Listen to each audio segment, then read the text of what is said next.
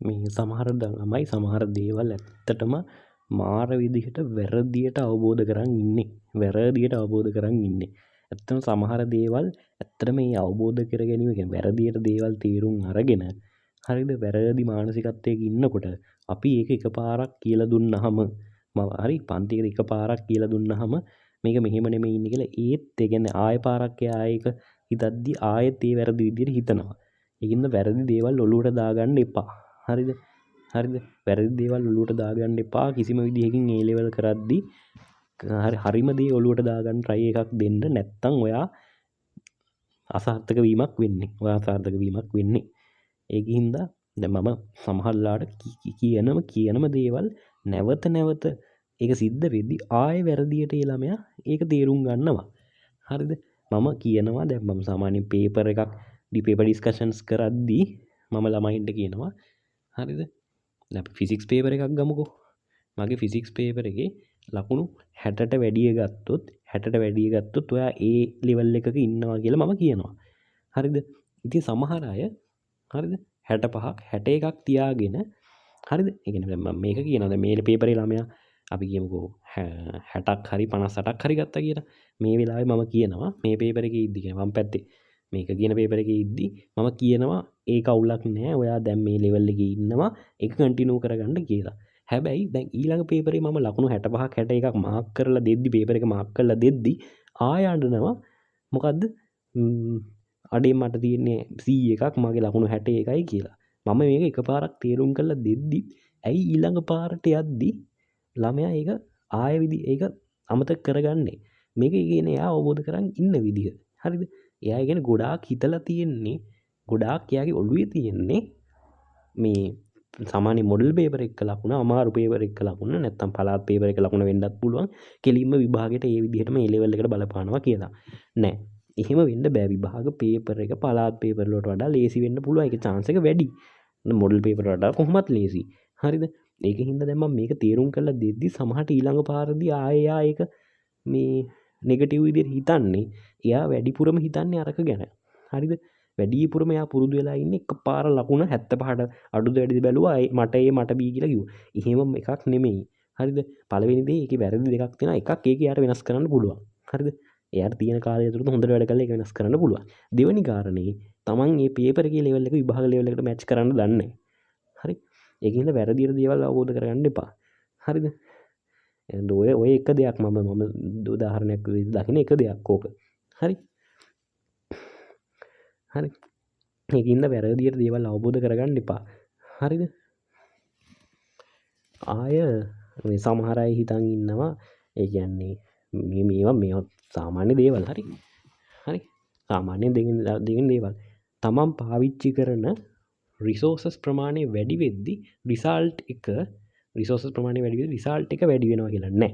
ඒක කියන්න බෑ නිශ්චිතව. මේක හරි වෙන්න පුළුවන් සමහර ළමෙක්ට. සමහර ළමෙක්ට වැරදි වෙන්න පුළුවන්. වගේ දේවලුත් වැරදියට අවබෝධ කරන් ඉන්නවා. හරිද? අනික තව තියෙනවා. හරිද? ඉසැඩ් එක හැදෙන විදිහ. හරිද? ඉසැඩ් එක හැදෙන විදිහ. හරිද? ඉසැඩ් වැලියු එක හැදෙන විදිහ සම්බන්ධයෙන් සමහර අය වැරදියටම තමයි අවබෝධ කරන් ඉන්නේ. හරිද? ගැන පට්ට වැරදි විදිහට එයා ඒක හිතලා නැත්නම් ඒ වැරදියට ඒක අවබෝධ කරලා දෙන එක්කෙනාගෙන් නැවත අහගෙන දැන් ඒකේ එයාගේ ඔළුවේ රන් කරන්නේ වැරදි ක්‍රමේ. මම එකපාරක් මේකේ හරි ක්‍රමේ කියලා දුන්නට ආය හිතනවා වැරදි විදිහට. හරිද? ඒ කරලා ඉසැඩ් එක අඩුවෙන් බලපාන يعني එහෙම කියලා හලන්න බෑ. ඒක හරි. ඒ වුණා අඩුවෙන් බලපාන විෂයට පැය 10ක් විතර පන්ති යනවා. හරිද? ඒ කියන්නේ ඉසැඩ් එකට පට්ටට බලපාන විෂය මං කියලත් ඒකට අඩු ෆෝකස් එකක් දෙන්නේ. එහෙම කරගන්න එපා. හරිද? ඒ කියන්නේ Taman දෙයක් කරද්දී ඒ දේ කරද්දී හොඳට හිතලා බලලා කරන්න. ඒ වගේ තීරණයක් ගනිද්දී යම් දෙයක් අවබෝධ කරගනිද්දී දෙතුන් පාරක් හිතලා බලලා හැම එක්කෙනාගේ අදහස් වලට ඇහුම්කන් දීලයි ඒක අවබෝධ කරගන්න ඕනේ. හරිද? ඒකින් හින්දා මේ කරන දේවල් හරි සැලකිල්ලෙන් කරන්න හරි.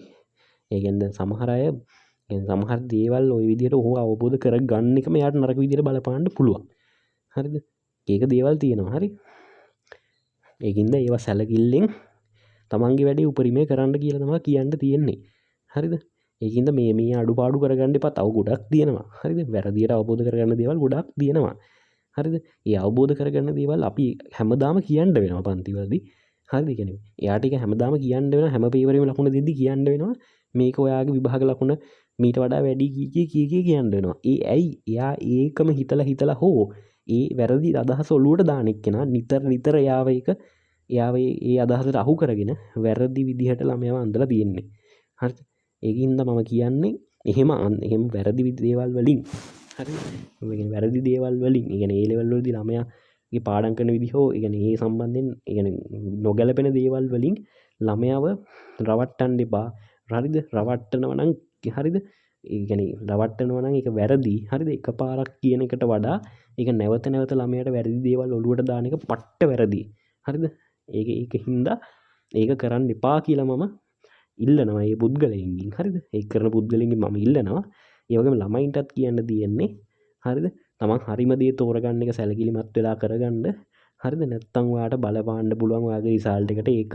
හරිද අන්තිමේදවාගේ රිසාල්ට ගෙද්දී ඒ වැරදි අදහස් සොලුවට දාපු එක ඒ රිසාල්ට එකට වක් කියන්න අන්තිමට වක් කියන්න වෙන්න ඔයාට රිසාල්ට එකට ඉකින්න ඔයා රිසාල්ට ඔයයි වක් කියන්න ඕනේ ඔයාටමයි හම්බෙන්නේ හරිද පොද ඔයාගේ ජීවිත තීරණය කරන්නේ ඔයා හරිද එනවා රිසාල්ට එක තීරණය කරන්නෙත් ඔයාම තමා හරිද ඉකින්න ඔයා අර එකකාගේ වැරදි අදහස් හරිද වැරදි අදහස් ඒක තියෙනවා පන්ති 3-4කට ගියා දෙකට ගියා හරි ඒක දේවල් තියෙනවානේ සමහර අය 4කට විතර ගිහිල්ලා එකට ගියා කියලා නැගලා කියනවා හරිද ඔයා උදාහරණ කියන්න ඕනේ නෑනේ හරි නැගලා කියනවා එකට විතරක් ගියා කියලා හරිද හොයලා බලන්න හැමදේම හොයලා බලන්න හරිද සයින්ස් කරනවා නම් හොයලා බලන්න හැමදේම හොයලා බලන්න මේක හරිද මේක වැරදිද ඇයි මේක මේවා වෙන්නේ කියලා හරිද එක මේ ඉගෙන ගන්න දේ විතරක් නෙමෙයි කවුරු හරි වාට දෙන අදහස උනත් හොඳට හොයලා බලන්න හොඳට හොයලා බලලා අත්දැකලා හරිද හරියට අත්දැකීම් තියෙන බොරු ඔයා වට්ටන්න කතා කරන්න නැති මිනිස්සෙක්ගෙන් අහලා ඒක ගොඩ දාගන්න හරි එච්චරයි මට කියන්න තියෙන්නේ හරිද මේ